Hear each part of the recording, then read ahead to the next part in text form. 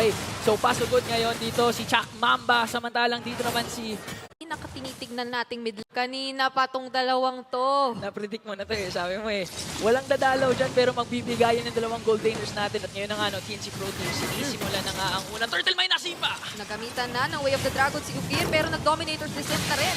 Etong si Lancy, medyo malalim lang yata yung duo, mid-duo ng TNC. Pero sino bang makakapanalo nito? Nandun na rin yung penalty zone. At mukhang si Ufir ang makakasecure ng ating first blood on to Lancy. Head with the flicker out pero may ring of punishment sa may sundot mula kay Andorio. At mukhang isa-isa ng pinipilit tumakbo papalayo ang mga miyembro ng TNC. A very strong start for Omega, picking off to isa lang kapalit si Ryota yun, pero si Kaizen nandito pa rin naman, ready pa rin for the contest. Oh! At kung statement lang ang pag-uusapan, mukhang maaagaw ni Kaizen yung turtle ng kalaban! Nakakuha na yung turtle, nakakuha pa ng kill onto Andorio after niya makapick up, I believe, ng Sky Piercer.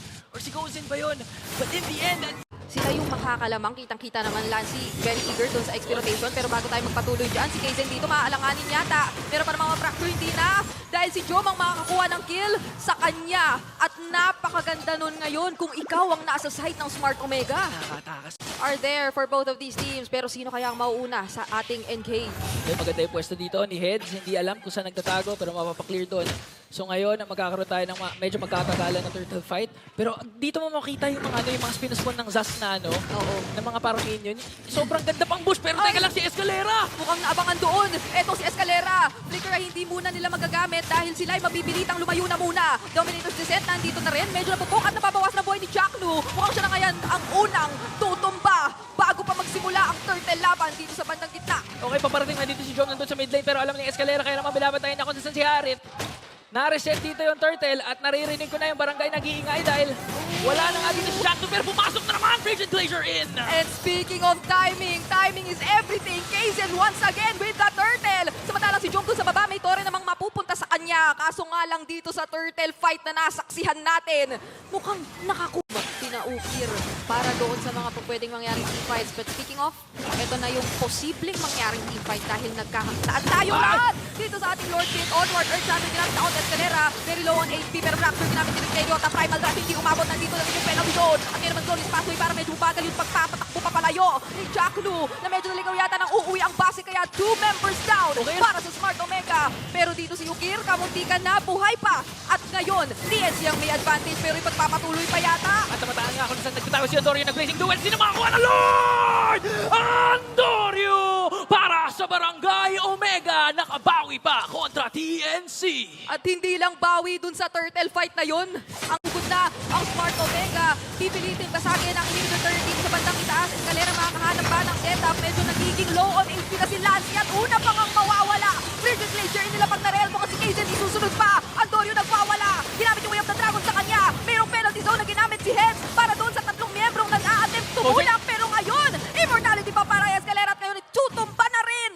3 members para sa TNC. At successful. Dito yung penalty zone, which is in a way nakakaganda rin. Pero eto na naman, papaano pipigilan ito ng Smart Omega? Napakasugod ng layunin ngayon. Jackno ang hinahanap lang talaga ay si Lancy, wala nang iba. At nandoon may mga cancel out pa yata ng penalty zone at mabibigyan si Heads na minention lang natin kanina. Pero masakit yung fracture. At mukhang ngayon, pambuhay pa nga lang yata sila Job. Si Escalera ngayon humahabol. At ngayon, siya ay tutumba. O, Ryota tinutuloy pa nga. Naghubad na si Ryota para patumbahin doon si Lancy. Si Kaizen, inaabangan kung saan bababa si Andorio. Ay, ito na! Kakalmot nga ba dito si Kaizen ngayon? Pumasok na ay gunbound! Nakatutong pa si Andorio. Pero here comes reinforcements. At mababawian din si Kaizen na rin si Escalera pero talagang diretso lang ang tigay ng Smart Omega Earth Shatter onward combo. Ibinuhos na at mukhang wala na silang ibang nakikita kung hindi base ng kalaban pero itutulak sila papalayo. Kaso Jom sumasaman for dito, inabutan nga lang ng Dominator's Descent ni Lancy at makakabawi pa. Habulin din pa ni Kaizen mukhang hindi na muna pansamantala. Magdi-disengage na muna ang Smart Omega.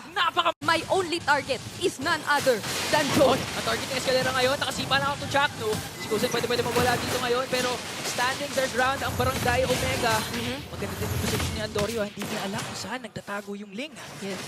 Magic Sentry ginamit na rin ng TNC doon sa bandang top lane natin. Pero uy, ang sakit narito ng mga plays na hawak-hawak ni Antonio. Okay, papunta pa lang sila Heads pero kung i-burst down na ng Smart Omega yung Lord at makakapilit pa ba dito ng teamfight ang TNC. Lumalapit, hinabol ni Kozen, hindi ko konekta at ngayon mapipilitan na lang silang dumepensa na muna. Kung iisipin mo, yung revitalize din ni Chakno, parang kanina pa yan nagiging very reliable source of okay na. Yes. Of yes. Kumbaga pwede mag-asip pag may revitalize ni Chakno. Pwede lumalim. Pasugod lang talaga ang tingin.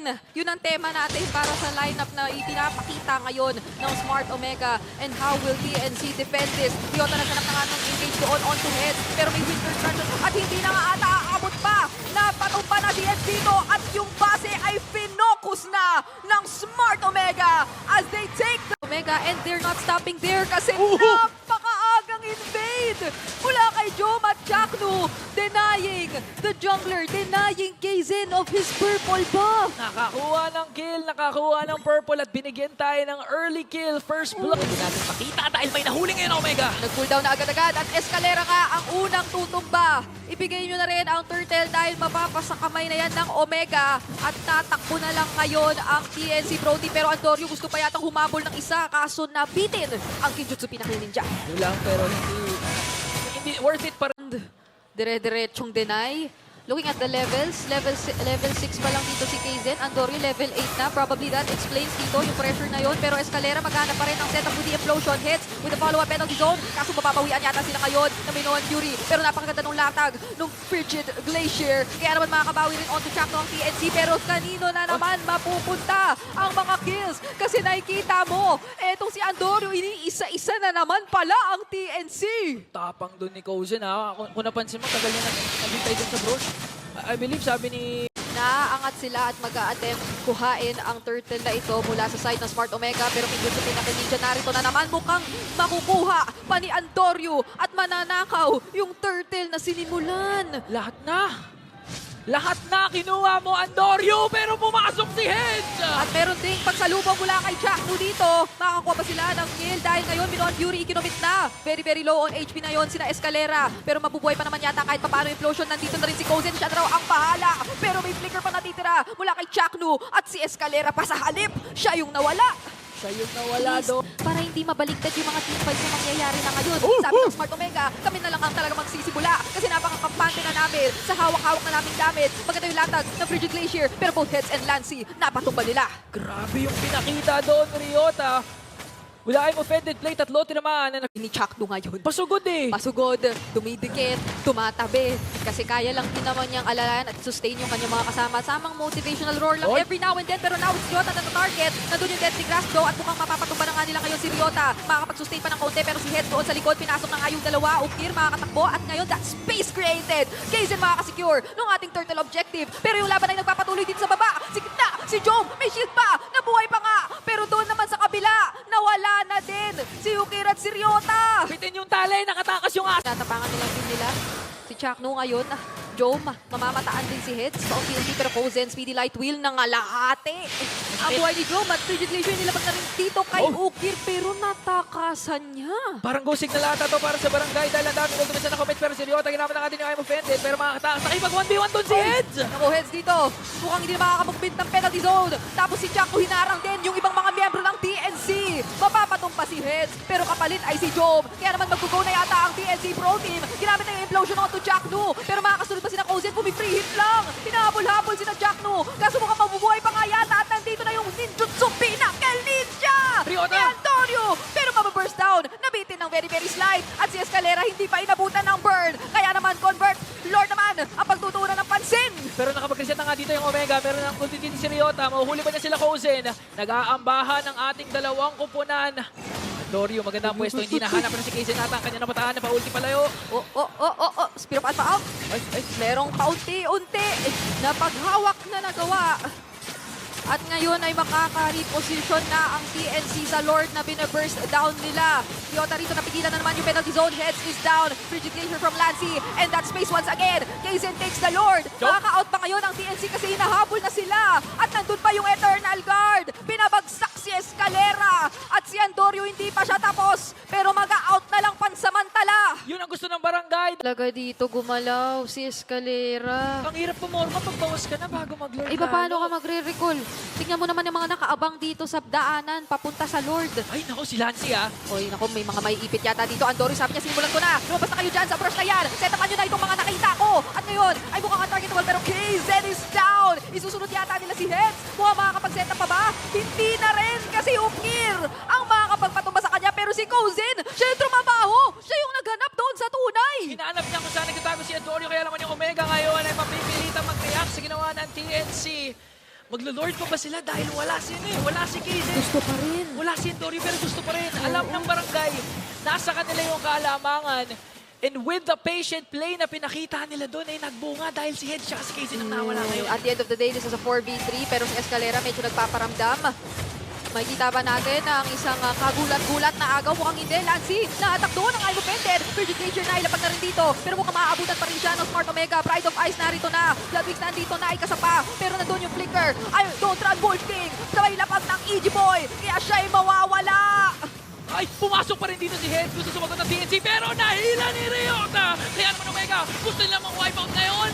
Isa-isang hinahabol. Hinampas pa ng EG Boy at si Jom ay nakakuha ng kill onto Heads. Samantalang si Kozen ay nakapag-split pa naman doon sa bandang itaas. Pero the next problem is this Lord na nagmamarcha sa mid lane. Naku, matinding depensa ang kinakailangan ng tatlong members na natitira for TNC dahil Lord kumakatok na nga sa base at may nahila pa nga silang isa doon. Antonio, eto na yung hinahanap mo. Escalera na I am offended ko na. Kazen and Kozen, tinatrabaho muna yung Lord sa gitna. Pero mag-engage na ba rito ang Smart Omega? May nag-spawn na minions. Pero grabe si Antonio doon sa bandang mga nasa likod. At makiklear naman ng TNC ang minion waves at makakadepensa. Pasok naman tayo doon sa taas. May minions dito. TNC, napakalaking problema ngayon. Dahil 5 members ng Omega, buhay na buhay pa rin. May flicker pa si Chuck. May flicker lahat! Ayan na nga! Ayun na nga ang flicker! Pero yung latag ng Frigid Glacier para makasagot, kaya medyo babasa na rin ang mga miyembro ng Smart Omega. Jason dito, medyo napakakunat na rin. At nandoon si Hex sa likod, sinasalo yung ibang mga miyembro. Kinakaya pa niyang mag-isa. At mukhang ngayon, nararamdaman mo na rin yung speedy light wheel ni Kozen. Kaya naman isa na namang matagumpay na depensa para sa Phoenix. Munta. Kumbaga nung wala, may inhibitor turret pa sila, parang high school pa lang yun eh. Problema pero pumasok ngayon ng TNC! Hindi yata umabot doon ang implosion. Kaso ngayon, meron pang Eye Offended mula dito kay Ryota. At isa-isa na, sumusugot rin ang Smart Omega. Si Kozen nakabot pa ni Andorio. At sila Jackno at Ryota talaga